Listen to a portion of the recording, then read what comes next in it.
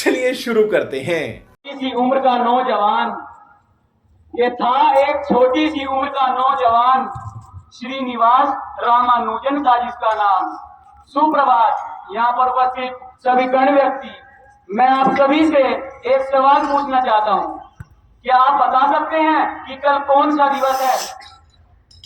बताइए बताइए।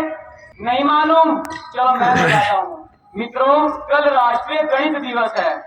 अब सबसे पहले मैं आप सभी को बताता हूँ कि 22 दिसंबर को राष्ट्रीय गणित दिवस क्यों मनाया जाता है।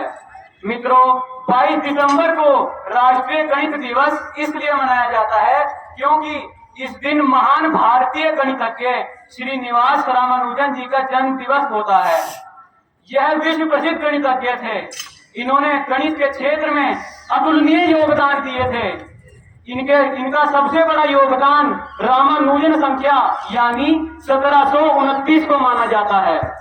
यह ऐसी सबसे छोटी संख्या है जिसको दो अलग अलग तरीकों से दो घनों के योग के रूप में लिखा जा सकता है। मित्रों, मैं आपको बता दूं कि रामानुजन जी किसी अमीर परिवार से नहीं थे। यह एक बहुत ही गरीब परिवार से थे। यह अधिकतर अपनी पढ़ाई भी अपने मित्रों की किताबें उधार लेकर किया करते थे। इनके पिता एक कपड़ा व्यापारी के यहाँ मुनीम का काम किया करते थे, परंतु फिर भी इन्होंने अपने छोटे से जीवन काल में 3900 से ज्यादा, जी हाँ मित्रों, 3900 से ज्यादा गणित के परिणामों और समीकरणों को संकलित किया। मित्रों, अब मैं आपको श्रीनिवास रामानुजन जी के जीवन की एक घटना के बारे में बताता हूँ। एक बार टीचर क्लास में एक मेथड समझा रहे थे। उन्होंने बच्चों से पूछा कि अगर 3 केले 3 बच्चों में बांट दिए जाएं तो प्रति बच्चे को कितने केले मिलेंगे? तब बच्चों ने जवाब दिया 1। और अब अगर 100 केले 100 बच्चों में बांट दिए जाएं तब भी उत्तर 1 ही मिलेगा।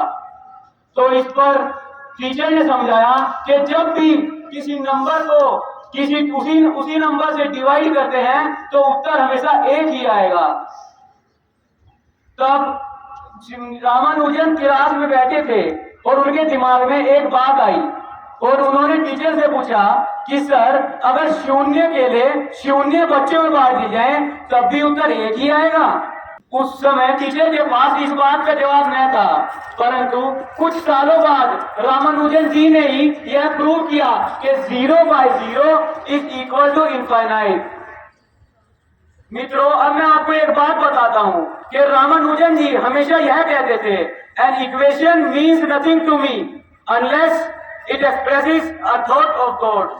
इसका मतलब यह है कि एक इक्वेशन उनके लिए कुछ नहीं थी जब तक कि वह उनके मन में भगवान का विचार न प्रकट करती हो। अंत में मैं बस आपसे इतना ही कहना चाहूंगा कि जो काम करने से आपको डर लगता है और आपको नहीं आता तो उसको इतनी बुरी तरह से करिए कि वो काम आपको आने लग जाए।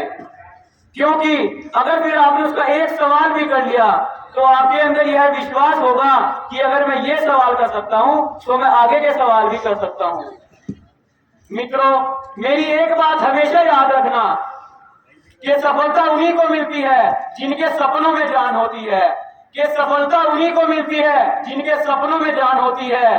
पंख तो यूं ही फड़फड़ाते हैं, घोंसलों में उड़ान होती है, घोंसलों में उड़ान होती है। धन्यवाद। Return entry